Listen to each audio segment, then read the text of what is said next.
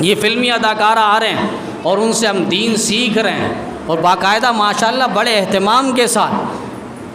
کئی مسلک دیوبند علماء کو بٹھایا جاتا ہے، پتہ نہیں وہ دیوبندی ہے یا نہیں، کہیں اہل حدیث کے عالم کو بٹھایا جاتا ہے، کہیں بریلوی مسلک کے عالم دین کو بٹھایا جاتا ہے، کہیں اہل تشیع کو، چاروں فرقوں کو بٹھا کر وہ اینکر جو ہے بڑے مزے لے رہا ہوتا ہے، ایک مسئلہ اٹھاتا ہے، وہاں سے دیوبندی کچھ بول رہا ہوتا ہے، بریلوی کچھ بول رہا ہوتا ہے، اہل حدیث کچھ بول رہا ہوتا ہے، شیعہ کچھ بول رہا ہوتا ہے۔ اب آپ بتائیں دیکھنے والا بندہ وہ کیا سمجھے گا؟ بھئی اس مسئلے پہ، نماز پہ رفع دین کا مسئلہ اس نے بیان کیا، یا اس مسئلے کو اس نے جان بوجھ کے چھیڑا، چاروں مکس باتیں کر رہے ہیں، کسی کی بات سمجھ نہیں آ رہی، اینکر اپنی رائے دے رہا ہوتا ہے۔ بھئی اگر آپ کو اتنا ہی شوق ہے دین بتانا تو ایسا کرو کہ ایک بالکل ٹیلی ویژن ایسا بنا دو جس میں صرف دیوبندی عالم بولے گا، اپنے مسلک کو واضح کرے گا، پھر ایک چینل ایسا کر دو جس میں بریلوی مسلک کے عالم دین اپنا مسلک بیان کرے گا، بھئی ہمارا مسلک یہ ہے، ہم حدیث سے یہ بات سمجھتے ہیں، پھر اہل حدیث آ جائے وہ اپنا مسلک بالکل الگ تھلگ، دوسرا وہاں پر کوئی بات نہ کرے، تاکہ ہر ایک کو، اپنے لوگوں کو، اپنے مسلک کے لوگوں کو اپنا مسئلہ واضح کرنے پر کوئی دقت محسوس نہ ہو۔ اب ہوتا ہے کہ رمضان ٹرانسمیشن کے اندر ساری باتیں یہی ہو رہی ہوتی، ایک اختلافی مسئلہ، اس اینکر کو بھی صحیح دسترس حاصل نہیں ہے کہ رفع دین کا مسئلہ اصل ہے کیا۔ اسی طریقے سے اللہ تعالیٰ عرش پہ مستوی ہے، اصل مسئلہ ہے کیا، ایسے ایسے مسائل جس سے عوام کو کوئی فائدہ ہونا نہیں ہے، آپ ان کو نماز، غسل کے طریقے، وضو کے طریقے، نماز کی۔ رمضان مبارک کی آمد ہے، ایک دو دن کے فاصلے پر، اور یہ وہ مہینہ جو نیکیوں کا سیزن کہلاتا ہے اور خوب کمانے کا مہینہ ہے۔ اللہ تعالیٰ اس مہینے میں مومنوں کا اجر بڑھا دیتے ہیں، نیکیوں کا وزن اور نیکیوں کی قیمت اللہ تعالیٰ بڑھا دیتے ہیں۔ قرآن کریم کے اندر اللہ تعالیٰ نے فرمایا، یا ایھا الذین آمنوا، اے ایمان والو، کتب علیکم الصیام، تم پر روزے فرض کیے گئے ہیں، کما کتب علی الذین من قبلکم، جیسے تم سے پہلے لوگوں پر فرض کیے گئے تھے، لعلکم تتقون، تاکہ تم متقی پرہیزگار بن جاؤ۔ یہاں اللہ تعالیٰ نے تین باتیں ارشاد فرمائی۔ پہلی بات تو یہ کہ روزہ فرض ہے، دوسری بات یہ کہ یہ تم پر بوجھ نہیں ہے، یہ صرف تم پر لاگو نہیں ہے، یہ صرف تم پر فرض نہیں ہے، بلکہ تم سے پہلی امتوں پر بھی روزے کو اللہ تعالیٰ نے فرض و لازم اور ضروری قرار دیا تھا۔ لعلکم تتقون، روزے کا فلسفہ کیا ہے، روزہ کی ضرورت کیا ہے، اور روزے کی اہمیت کیوں ہے، روزے سے ملے گا کیا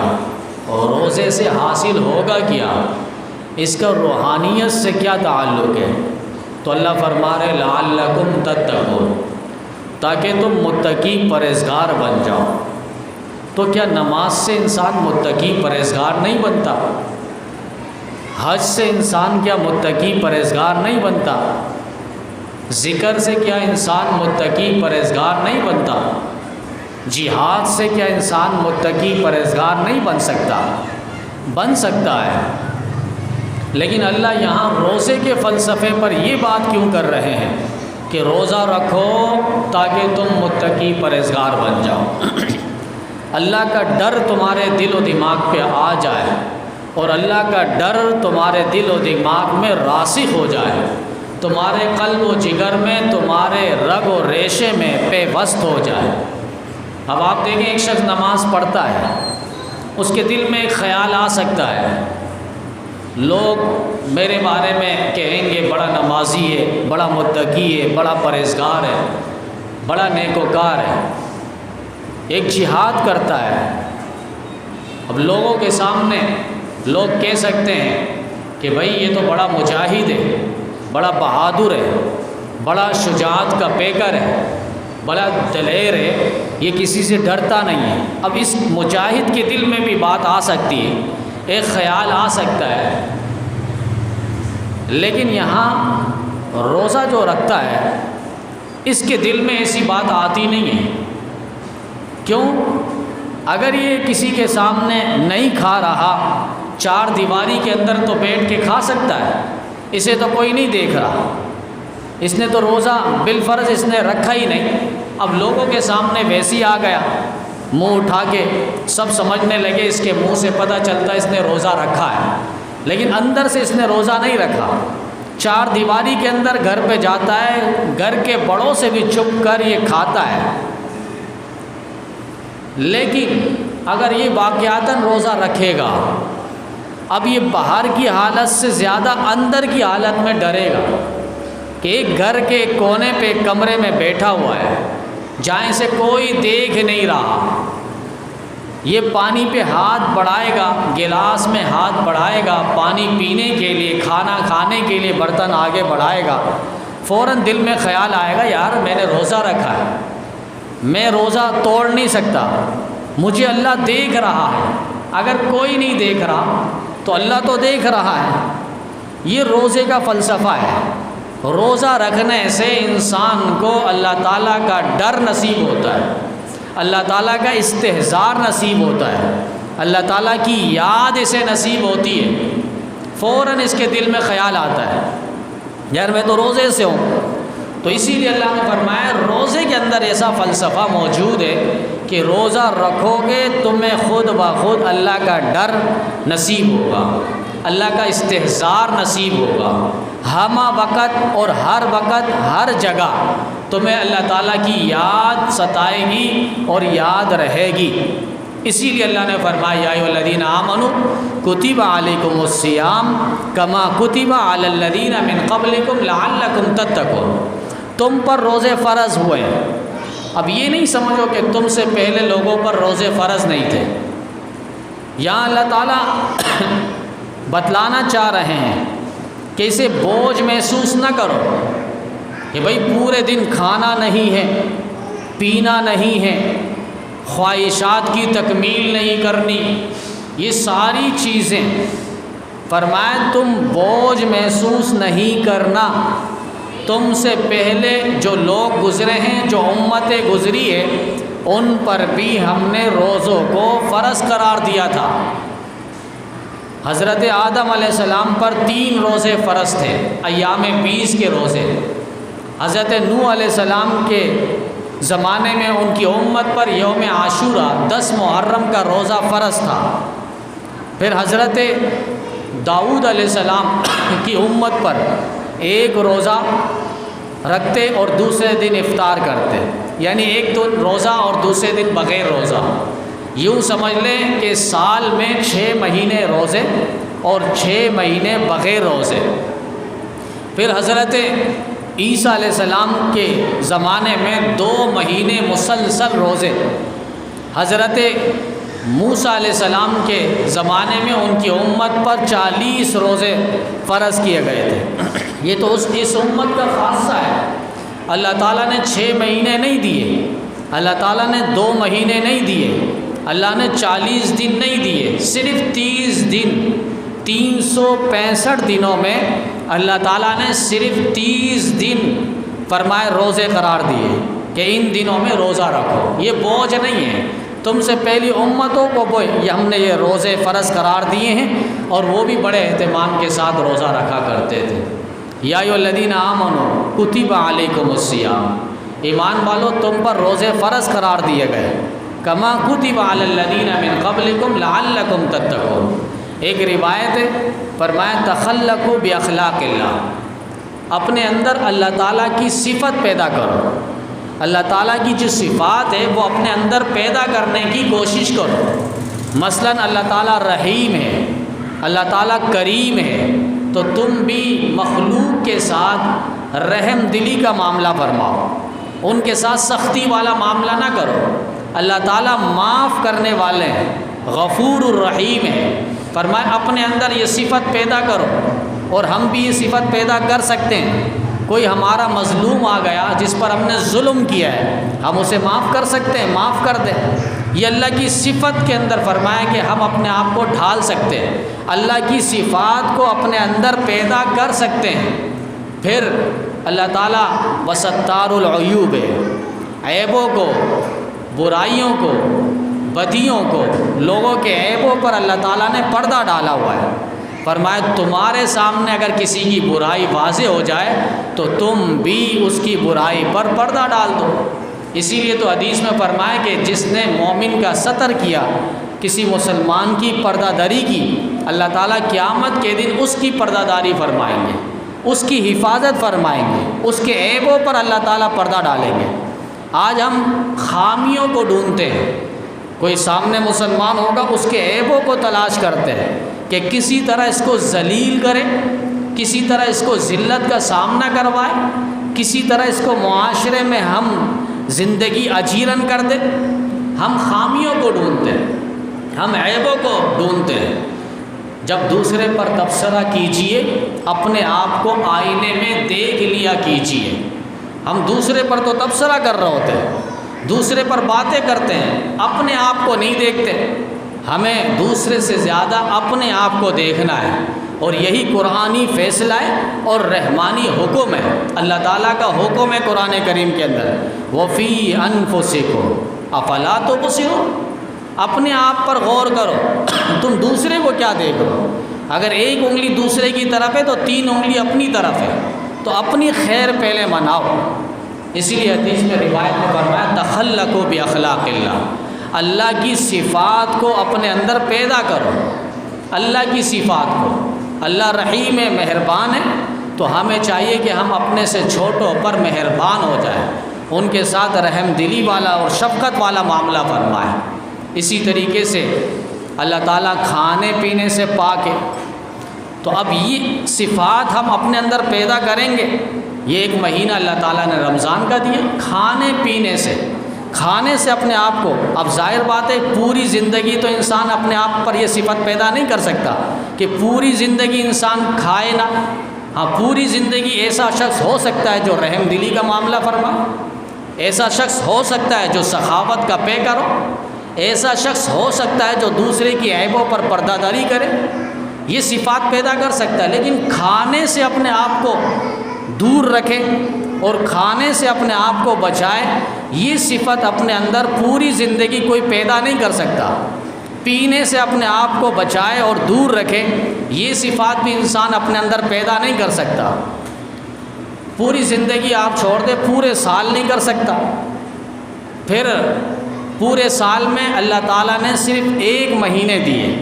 اور 1 مہینے میں بھی اللہ نے یہ نہیں فرمایا کہ 24 گھنٹہ تم کھاؤ بھی نہیں، 24 گھنٹہ تم پیو بھی نہیں، 24 گھنٹہ تم خواہشات کی تکمیل بھی نہ کرو، یہ نہیں فرمایا۔ تخلقوا بأخلاق اللہ، اللہ کی صفات کو اپنے اندر پیدا کرو۔ اللہ کھانے سے پاک ہے، اللہ پینے سے پاک ہے، اللہ خواہشات سے پاک ہے۔ یہ صفات اپنے اندر پیدا ہم کر سکتے ہیں اس مہینے کے اندر جو رمضان مبارک ہے، اور اس میں 24 گھنٹے میں نہیں، انسان نہیں کر سکتا۔ عاجز ہے، بے بس ہے، بیکار ہے، کمزور ہے، ناقص ہے، ناتواں ہے، تو اللہ تعالیٰ نے فرما دیا کہ کچھ وقت ہے، اتموا الصیام الی اللیل، سحری سے افطار تک کھاؤ نہیں، سحری سے افطار تک پیو نہیں، خواہشات کی تکمیل سے باز آ جاؤ، رک جاؤ۔ یہی فلسفہ تخلقوا بأخلاق اللہ، اسی کا نام روزہ ہے، اسی کا نام روزہ ہے۔ اور رمضان مبارک فرمایا کہ خوب کمانے کا مہینہ ہے۔ ہم نے کمانے کا مہینہ کچھ اور سمجھ لیا ہے، یہ سیزن ہے نیکیوں کا، کہ 1 نفل پڑھو گے تو فرض کے برابر ثواب ہے، اور 1 فرض پڑھو گے تو 70 فرضوں کے برابر ثواب ہے۔ اللہ نے تو اس امت پر بہت مہربانی دکھائی ہے۔ ان اللہ بالناس لرؤوف الرحیم، اللہ کیسے کیسے بہانے بنا رہا ہے۔ فارسی والے کہتے ہیں رحمت حق بہانہ می جوید، اللہ کی رحمت تو بہانہ ڈھونڈ رہی ہے کہ کسی طرح ہماری مغفرت کر دے، ہمارا رضوان ہو جائے، اللہ تعالیٰ کے ہاں سے مغفرت کا، بخشش کا، معافی کا پرمٹ جاری ہو جائے۔ اب آپ دیکھیں پورا مہینہ اٹھا کے اللہ نے دے دیا، کہیں راتیں دی، کہیں دن دیے۔ عاشرہ ذی الحج کے دن ہیں اور راتیں، ان کی فضیلتیں، ان کی قسمیں اللہ تعالیٰ نے قرآن کریم کے اندر کھائی ہے۔ والفجر ولیال عشر، ذی الحج کی 10 راتیں، 10 دنوں کی اللہ تعالیٰ نے قسمیں کھائی۔ پھر آگے چل کے اللہ تعالیٰ نے راتیں دے دی، شب برات، اس رات کی فضیلت دے دی کہ اس رات عبادات کر لو، اللہ تعالیٰ سے معافی مانگ لو۔ پھر شب قدر کی رات اللہ نے دے دی۔ رمضان مبارک میں کتنی راتیں ہمیں نصیب ہو گئی زندگی کی، فرمایا اس رات عبادت کر لو، اللہ تعالیٰ کو منا لو، وہ رات حاصل کر لو تو تمہیں 80-82 سال کی عبادت کا ثواب مل جائے گا۔ اب ہماری زندگی میں کتنی شب قدر گزر گئی ہے، تقریباً 40 ہے، 50 ہے، 60 ہے۔ اب اگر ہمیں وہ رات نصیب ہو گئی، اللہ کرے نصیب ہو جائے تو کتنی عبادات کا ثواب مل جائے گا۔ پھر پورا مہینہ اللہ تعالیٰ نے رمضان کا اٹھا کے دے دیا۔ اب رمضان کی برکتیں آپ دیکھیں، امام غزالی رحمۃ اللہ علیہ نے تو فرمایا تھا کہ اگر تمہیں پتہ چل جائے کہ رمضان المبارک میں اللہ تعالیٰ کی کتنی رحمتیں برستی ہے تو تم یہ التجا کرنے لگو، یہ دعا مانگنے لگو، اللہ پورا 12 مہینہ رمضان المبارک کا کر دے۔ اتنی فضیلتیں، صحابہ رمضان المبارک کی آمد سے 6 مہینے پہلے دعا فرماتے تھے، 6 مہینہ پہلے، اللہ ہمیں رمضان دے دے، اللہ ہمیں رمضان کی برکتیں دے دے، اللہ ہمیں رمضان کی سعادت نصیب فرما۔ خود امام الانبیاء صلی اللہ علیہ وسلم دعا مانگ رہے ہیں، علماء نے فرمایا ایک دفعہ یہ دعا پڑھ لینا سنت ہے، اللہم بارک لنا فی رجب و شعبان وبلغنا رمضان، اللہ رجب کے مہینے میں، شعبان المعظم کے مہینے میں برکتیں اتنی عطا فرما کہ ہم رمضان کی ساری برکتیں حاصل کر سکیں۔ نبی علیہ السلام دعا مانگ رہے ہیں 2 مہینہ پہلے، صحابہ کرام 6 مہینہ پہلے دعا مانگتے تھے، اللہ رمضان المبارک کی ساری برکتیں ہمیں نصیب فرما۔ پھر رمضان المبارک میں عبادات کرنے کے بعد صحابہ کرام 6 مہینے مسلسل دعا مانگتے تھے، اللہ جو رمضان المبارک کی ہمیں برکتیں دی تھی، جو مہینہ ہمیں نصیب فرمایا تھا، اس میں جو ہم سے عبادات ہوئی ہے، ریاضات ہوئی ہے، تلاوت، ذکر، اذکار، تراویح کی صورت میں، اللہ اس عبادات کو اپنی بارگاہ میں قبول فرما۔ 6 مہینے مسلسل اس پہ دعا ہو رہی ہے، اور ہم نے رمضان مبارک کو کمائی کا ذریعہ بنایا کہ پہلے دن سے لے کر 20 رمضان تک مسلسل کمائی، پھر آخری عشرے کے اندر وہ ساری کمائی ہم مارکیٹوں میں، بازاروں میں، شاپنگ مالوں کے اندر جا کے ہم لگاتے ہیں، اڑاتے ہیں کہ بھئی یہ ضروری ہے۔ اب رمضان مبارک کی آمد ہوتی ہے، اس کی تیاری ہو، اسلاف بزرگان دین کے حالات پڑھے تو انسانی عقل حیران رہ جائے۔ انہوں نے تیاریاں کی ہیں رمضان مبارک کی آمد سے قبل، اور ہماری تیاری ہوتی ہیں، ہم شیڈول بناتے ہیں، پورا نقشہ بناتے ہیں، ہم پورے کھانے کی لسٹ تیار کرتے ہیں۔ بھائی رمضان مبارک میں روح افزا کی بوتل بھی آنی، رمضان مبارک میں بیسن پکوڑے بھی آنے، آلو اور پیاز بھی آنے، اور ساری سبزیوں کی لسٹیں تیار ہوتی ہے، کھانے پینے کی لسٹیں تیار ہو رہی ہیں۔ جبکہ اسلاف کے واقعات آپ دیکھیں گے کہ انہوں نے یہ لسٹیں نہیں تیار کی، انہوں نے کھانے پینے کی چیزوں کو کم سے کم کر دیے کہ بھئی یہ رمضان مبارک عبادات کا مہینہ ہے، کمانے کا مہینہ ہے، نیکیوں کا سیزن ہے۔ ہم نے اس مہینوں کے اندر ہم نے فروٹوں کو جگہ دے دی، ہم نے طرح طرح کے شربتوں کو ہم نے جگہ دے دی، ہم نے مختلف قسم کے پکوڑے، سموسے جو اس وقت بڑی مشہوریت کا ایک درجہ رکھ رہی ہے، وہ ساری چیزیں ہم گھروں میں اور فریج کے اندر ہم جمع کر رہے ہیں۔ سارا ہمارا مرکز کھانے پینے کے پیچھے بنا ہوا ہے۔ رمضان مبارک کو ہم نے ان چیزوں کی تیاری اور آمد کے لیے ہم نے بنا دیا۔ ہمارے اسلاف بزرگان دین قربان جائیں ان کی جوتیوں پر، رمضان مبارک کی آمد ہوتی تو ان کی تیاریاں کس طرح ہوتی تھی کہ پہلی چاند، نبی علیہ السلام نے فرمایا رمضان مبارک کی چاند دیکھنے کا اہتمام کرو، عبادات شروع ہے، تراویح کا اہتمام۔ آج تو تراویح بالکل ہم اس کو بہت سمجھ رہے ہوتے ہیں، بعض کہہ دیتے ہیں بھائی 4 رکعت ہے، کوئی مسئلہ نہیں، کسی نے کہہ دیا 8 رکعت ہے تراویح، کسی نے 20۔ تو اصل نقطہ نظر ہے کیا، اس پہ سر دست بات نہیں ہے۔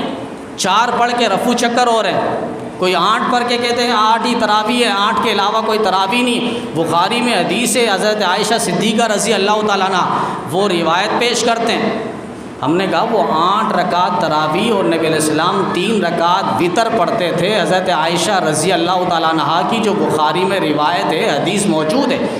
وہ تو نبی علیہ السلام پوری زندگی فرماتے تھے، نبی علیہ السلام کا معمول رہا ہے۔ وتر آپ نہیں پڑھتے تھے،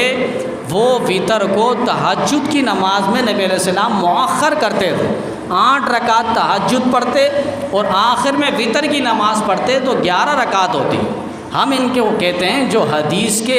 صرف مرکزی خیالات کے پیکر بنے ہوئے ہیں، ہم انہیں کہتے ہیں بھئی آپ پورا رمضان کے علاوہ 11 مہینے اس کا اہتمام کریں نا کہ 8 رکعت تہجد اور 3 رکعت وتر، یہ تو وہ نماز ہے، تہجد کی نماز ہے۔ نبی علیہ السلام حضرت ابن عباس رضی اللہ تعالیٰ عنہما کی روایت ہے، اور مصنف ابن شیبہ حدیث کی کتاب ہے، باقاعدہ مجمع الزوائد کے اندر بھی روایت ہے، کان رسول اللہ صلی اللہ علیہ وسلم یصلی 20 رکعۃ والوتر، کہ نبی علیہ السلام رمضان میں 20 رکعت تراویح کی نماز پڑھائی ہے نبی علیہ السلام نے، 3 رات مسلسل نبی علیہ السلام نے تراویح کی نماز پڑھائی ہے، چوتھی نبی علیہ السلام نے دن میں نہیں پڑھائی، صحابہ انتظار میں بیٹھے ہوئے تھے۔ تو ابو داؤد کی حدیث نبی علیہ السلام نے فرمایا خشیت ان یکتب علیکم، کہ میں ڈرتا ہوں ایسا نہ ہو اللہ تعالیٰ تم پر تراویح کو فرض قرار دے دے، فرض قرار دے دے۔ یہ سنت موقدہ ہے، بلا عذر چھوڑنے والا گناہ گار اور فاسق اور فاجر ہے، سنت موقدہ ضروری ہے۔ تو تراویح نبی علیہ السلام نے 3 رات مسلسل پڑھائی ہے۔ اب کسی نے کہا بھائی 3 رات پڑھائیے، باقی تو نہیں پڑھائی۔ حضرت عمر رضی اللہ تعالیٰ نے سب کو جمع فرمایا تھا، اور حضرت عمر کے پاس صحابہ کرام کا وفد آیا تھا، انہوں نے یہی کہا تھا کہ نبی علیہ السلام نے تو جماعت نہیں کروائی تھی مسلسل، لہٰذا آپ جماعت پہ سب کو پورا مہینہ لگا رہے ہیں رمضان مبارک کا، اور ایک تراویح پڑھانے والا سارے ان کے پیچھے جماعت کے ساتھ پڑھ لیں۔ تو حضرت عمر رضی اللہ تعالیٰ نے صحابہ کرام سے پوچھ لیا، اچھا یہ بتاؤ کہ نبی علیہ السلام نے کیا جملہ فرمایا تھا؟ وہ نبی علیہ السلام کے منشا کو سمجھنے والے تھے، چاہت کو سمجھنے والے تھے۔ نبی علیہ السلام یہی فرما رہے تھے کہ مجھے ڈر ہے کہیں اللہ کی وحی نہ آ جائے اور تم پر تراویح فرض قرار نہ دے، اسی لیے میں نہیں پڑھا رہا ہوں، لہٰذا اپنے اپنے گھروں میں پڑھ لو تراویح۔ تو حضرت عمر نے فرمایا اب یہ بتاؤ نبی علیہ السلام دنیا میں ہے؟ کہا نہیں۔ اب اللہ کی وحی آئے گی؟ کہا نہیں۔ اب اللہ روز تراویح کو فرض قرار دیں گے؟ کہا نہیں۔ تو بس بات ختم، اب تراویح فرض نہیں ہوگی، لہذا گھروں میں نہیں، اب جماعت کے ساتھ پڑھ لیں۔ میں نہیں رہوں گا، نبی علیہ السلام ارشاد فرما رہے ہیں باریکیاں نکتہ، کہ ابھی گھروں میں نہیں، اب باہر پڑھ لو، میں دنیا میں نہیں رہا، لہذا اب تراویح فرض نہیں ہوگی۔ یہ حضرت عمر رضی اللہ تعالیٰ نے صحابہ کرام کے سامنے جب بات رکھی تو صحابہ کرام حیران رہ گئے۔ حضرت علی رضی اللہ تعالیٰ نے جملہ پیارا فرمایا کہ اللہ عمر کے قبر کو اسی طرح روشن اور منور کر دے جس طرح انہوں نے مسجد نبوی کو روشن اور منور کیا تراویح کے ذریعے، کہ ایک امام ہوگا، اس کے پیچھے سارے مقتدی کھڑے ہوں گے اور قرآن پاک کو سنیں گے۔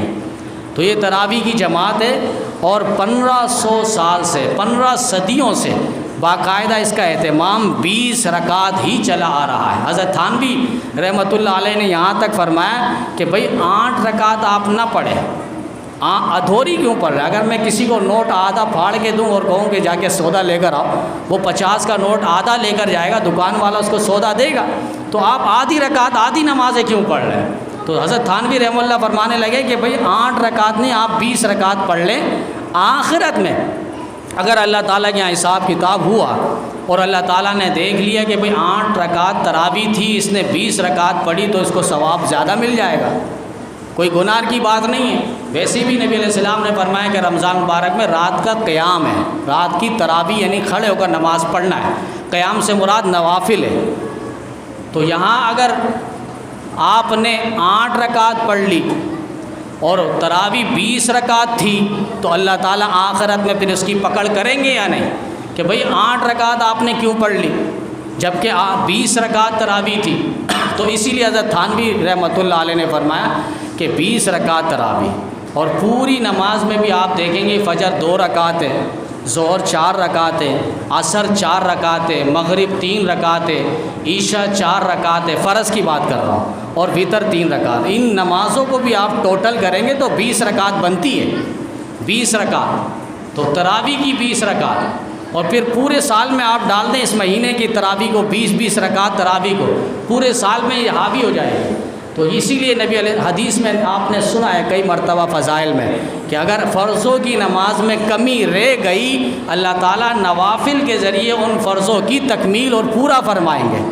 وہ علماء نے فرمایا وہ نفلی نماز کون سی ہے؟ وہ تراویح کی نماز ہے، جو ہم 2 رکعت پڑھتے ہیں، یہ 2 رکعت نفل نماز رمضان المبارک میں یہ نفل نہیں ہے، فرضوں کے برابر اس کی اہمیت اور وزن اور قیمت ہے۔ لہذا تراویح جو ہے ہم بہت شوق کے ساتھ پڑھنے کی کوشش کریں، بوجھ نہ سمجھیں۔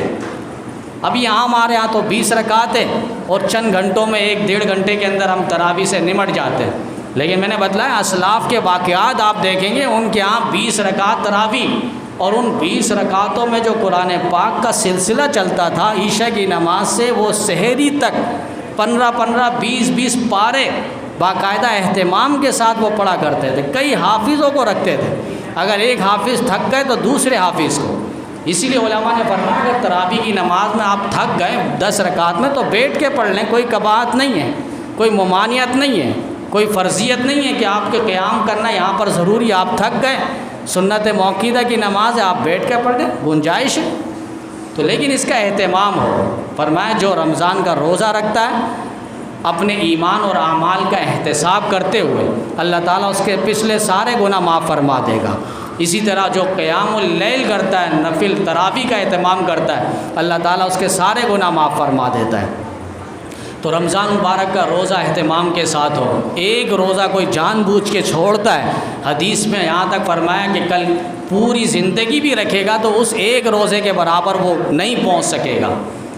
سارے اعمال کا وزن اللہ تعالیٰ فرشتوں کے ذریعے اس کا اجر اور صلہ اور ثواب دیں گے، لیکن رمضان کا روزہ ایسا ہے کہ اللہ تعالیٰ فرماتے ہیں کہ میں خود اس کو بدلہ دوں گا، میرے لیے اس نے کھانے پینے اور خواہشات سے بچا رہا تو میں خود اس کو اس کا صلہ اور بدلہ دوں گا۔ اور بعض حدیث میں یہاں تک علماء محدثین نے تشریح کی کہ اللہ تعالیٰ خود بدلہ ہے،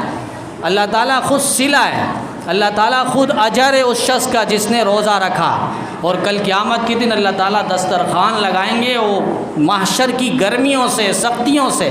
پریشانیوں سے یہ لوگ پریشان نہیں ہوں گے، یہ دسترخوان پہ مرغ مسالے کھا رہے ہوں گے، پوچھنے والے پوچھیں گے یا کون لوگ ہیں یہ، انہیں تو کوئی تکلیف پریشانی نہیں ہو رہی، کہا یہ وہ لوگ ہوں گے جو اللہ کے لیے روزہ رکھنے والے۔ باب الریان، جنت پہ دروازہ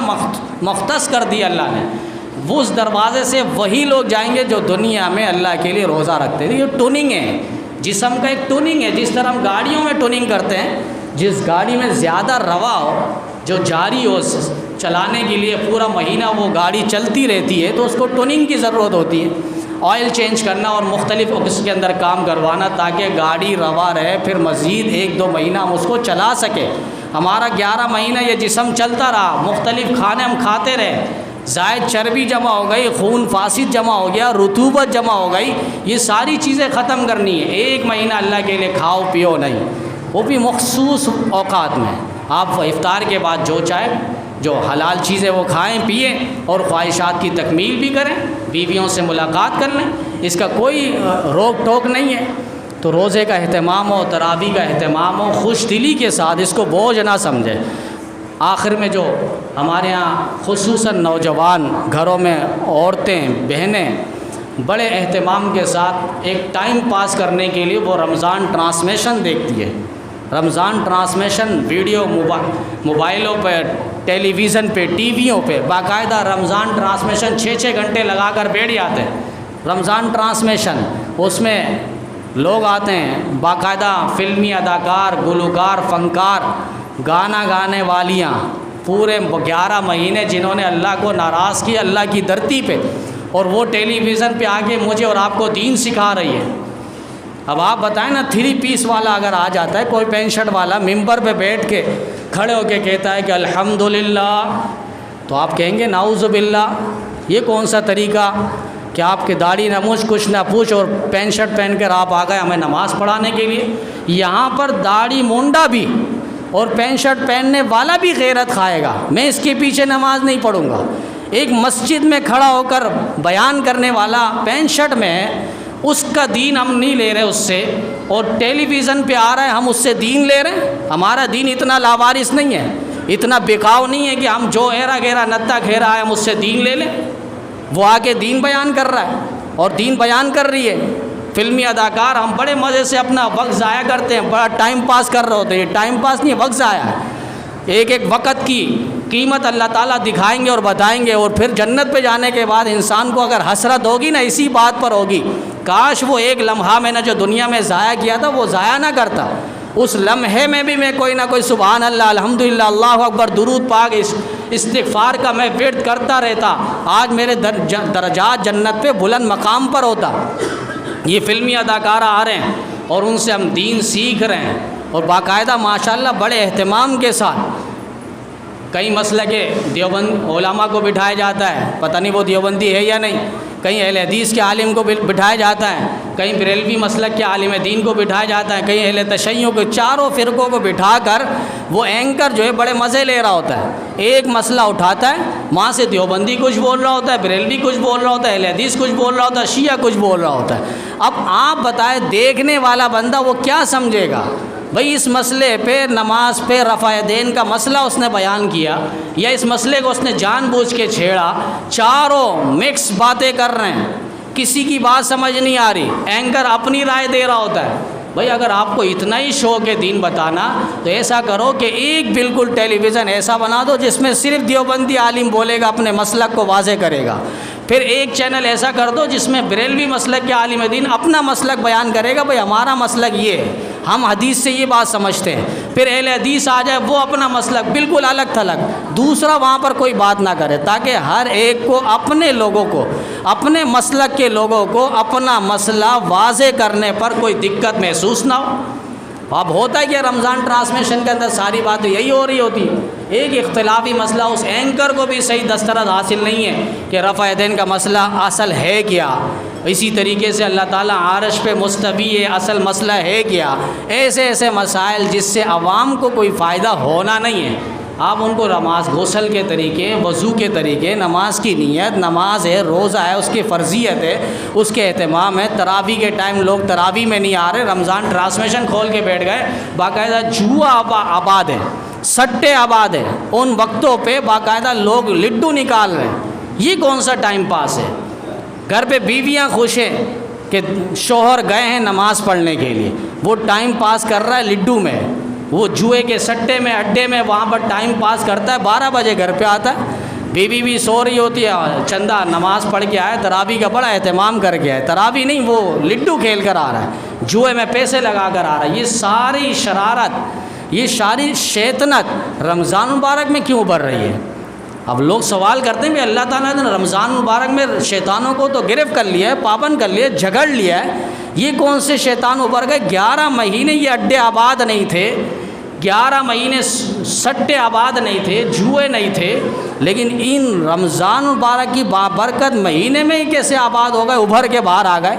یہ وہ شیطانی اثرات 11 مہینے ان کے اندر حاوی رہا، شیطانوں کو جہاں جگڑ کے سمندروں میں ڈال دیا گیا، وہاں سے ان کے وسوسے ان کے دل و دماغ کے اندر اتنے حاوی ہے کہ یہ یہاں رہنے کے بعد بھی وہی کر رہے ہیں۔ شیطان ڈائریکٹ نہیں آ رہا، شیطان اپنا وسوسہ